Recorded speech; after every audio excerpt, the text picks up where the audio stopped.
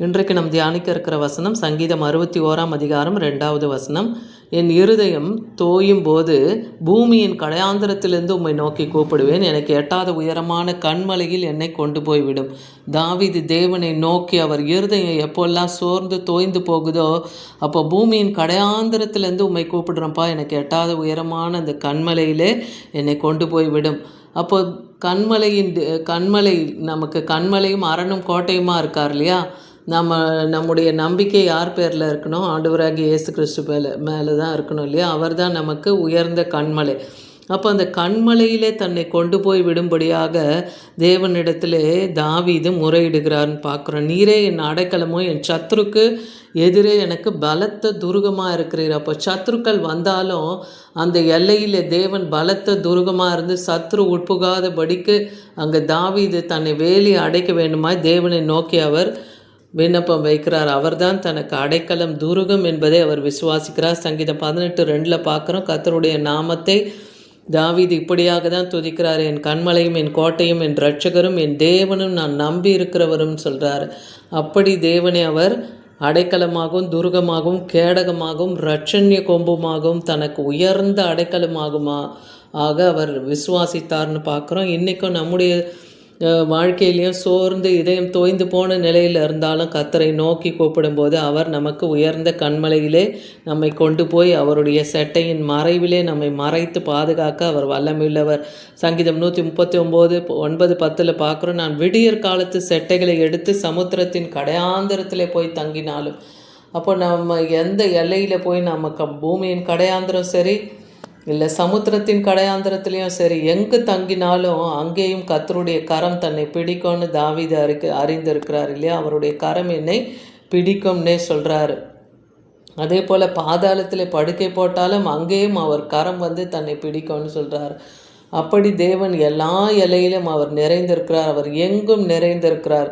அவர் சர்வ வியாபி, சர்வ சிருஷ்டிகர், சர்வத்துக்கும் எஜமானாக இருக்கிறார். ஏசாயா தீர்க்கதரிசியும் சொல்கிறார் 32:2 அவர் காற்றுக்கு ஒதுக்கு, பெருவெள்ளத்துக்கு புகலிடம், வறண்ட நிலத்துக்கு அவர் நீர்காலாக இருக்கார், விடாய்த்த பூமிக்கு பெரும் கண்மலையாக இருக்கார். அப்போது இன்றைக்கி உலகத்தில் எவ்வளோ இயற்கை சீற்றங்களை கூட நம்ம பார்க்குறோம் இல்லையா?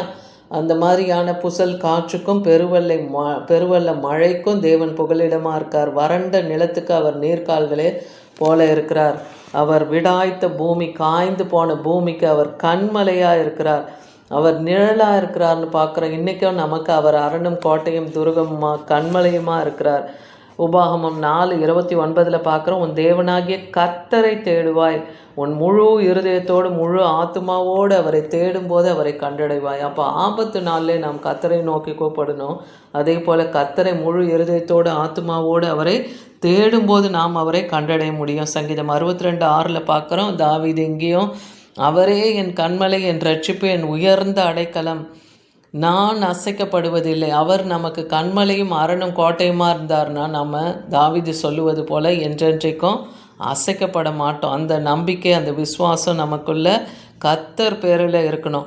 சங்கீதம் 77:3 பார்க்குறோம். நான் தேவனை நினைத்த போது அலறினேன், நான் தியானிக்கும் போது என் ஆவியில் தோய்ந்து போயிற்றுன்னு சொல்கிறாரு. அப்போ தேவனை நினைக்கும் போதெல்லாம் அவருக்கு ஒரு திகில், ஒரு பயம், ஒரு நேரத்துலையும் அவர் தனிமையில் தான் அவர் நிறைய போராடுறார் இல்லையா தாவீது? அப்போ அந்த நெருக்குதல் நேரத்தில் அவர் தேவனை நினைத்த போதெல்லாம் அவர் அலறுகிறாராம். அவரை தியானிக்கும் போதெல்லாம் தன்னுடைய ஆவி தோய்ந்து போகிறது. அப்படி சத்துருக்களினுடைய போராட்டத்தினால் அவர் சோர்ந்து போகிறார், பலமில்லாமல் இருக்கிறார். ஆனாலும் ஜீவனுள்ள தேவனாகிய கண்மலையை அவர் துதிக்கிறார்னு பார்க்குறோம். சங்கீதம் 18:46 பாருங்கள். கர்த்தர் ஜீவன் உள்ளவர், கர்த்தர் என் கண்மலையானவர், அவர் துதிக்கப்படுவாராக, என் ரட்சிப்பின் தேவன் உயர்ந்திருப்பாராக. அப்போ எந்த ஒரு சூழ்நிலையிலையும் தேவனை துதிக்கவும் தேவன் தான் தனக்கு ரட்சிக்க முடியும் என்பதை தாவீது அறிந்திருந்தார் இல்லையா? தேவனை நோக்கி துதித்து அவரை மகிமைப்படுத்துகிறார். அவர் வனாந்தரத்திலேயும் இரவு நேரத்தில் கூட இரவிலும் கூட அவர் தேவனை துதித்து பாடுகிறார்னு பார்க்குறோம். சங்கீதம் 27:5 தீங்கு நாளில் அவர் என்னை தம்முடைய கூடாரத்தில் மறைத்து, அப்போ தீங்கு நாளில் அவர் தனது கூடார மறைவில் மறைத்து தமது கூடார மறைவிலே மறைத்து ஒளித்து கண்மலையின் மேல் ஒரு நாள் தன்னை உயர்த்துவார் என்ற ஒரு விசுவாசம் அவருக்குள்ளே காணப்பட்டதுன்னு பார்க்குறோம். இன்றைக்கும் சத்துருக்கள், தீமையான கிரியைகள், தீங்கு நாள் எல்லா காரியங்களிலும் தேவனை நம்பி இருக்கிற அவருடைய பரிசுத்தவான்களையும் நீதிமான்களையும் அவருக்கு பயந்து இருக்கிறவர்களையும் கர்த்தர் அவர் தமது கூடார மறைவிலே மறைத்து பாதுகாத்து கண்மலையின் மேல் உயர்த்த அவர் வல்லமை உள்ளவர். சங்கீதம் 42 பார்க்குறோம், அவர் பயங்கரமான குழியிலும் உளையான சேற்றிலிருந்தும் என்னை தூக்கி எடுத்து என் கால்களை கண்மலையின் மேல் நிறுத்தி என் அடிகளை உறுதிப்படுத்தின்னு சொல்கிறார். உளையான சேறு, அதே போல் பயங்கரமான குழி. அப்படின்னா என்ன அர்த்தம்? பாவம் என்னும் அந்த உளையான சேற்றிலிருந்தும் மரணம் என்னும் அந்த பயங்கரமான குழியிலிருந்தும் தன்னை தேவன் தூக்கி எடுத்து கண்மலையின் மேல் நிறுத்தி தன் கால்களை அவர் உறுதிப்படுத்துவார்னு அவர் விசுவாசிக்கிறாரு. ஏன்னா தேவனை துதிக்கும் புது பாட்டை என் வாயிலே என்னை தந்திருக்கிறேன் என்றார். தேவனை துதித்து அவர் பாடும்போது கர்த்தர் துதிகளின் மத்தியில் வாசம் செய்கிறவர் இல்லையா? துதி எடுக்கும்போது சத்ருவின் கிரியைகள், சாத்தானுடைய எல்லா வல்லமைகளும் முறிக்கத்தக்கதாக தேவனுடைய பலன் அவருக்கு இறங்குகிறத அவர் அறிகிறார். அதனால தேவனை துதிக்கும் புது பாட்டினாலே அவர் தன் வாயினாலே கொடுத்ததுக்காக தேவனை அவர் துதிக்கிறான்னு பார்க்குறோம். இதை பார்த்து மற்ற ஜனங்கள் எல்லாரும் ஆச்சரியப்படுறாங்களாம். கர்த்தரை அவங்க விசுவாசிக்கவே தொடங்குறாங்க, நம்புகிறார்கள்னு வேதவசனம் சொல்லுது. ஏன்னா இப்படிப்பட்ட சூழ்நிலையிலையும் தாவீது தேவனை நோக்கி துதிக்கிறாரு. அவரை எல்லா இக்கட்டுக்கும் தேவன் நீங்களாகி ரட்சிக்கிறாரேன்னு சொல்லி மற்ற ஜனங்களும் அவரை நம்பும் என்று வேதவசனம் சொல்லுது. சங்கீதம் 143:4 பார்க்குறோம், என் ஆவி என்னில் தேங்குகிறது, என் இருதயம் எனக்குள் சோர்ந்து போகிறது.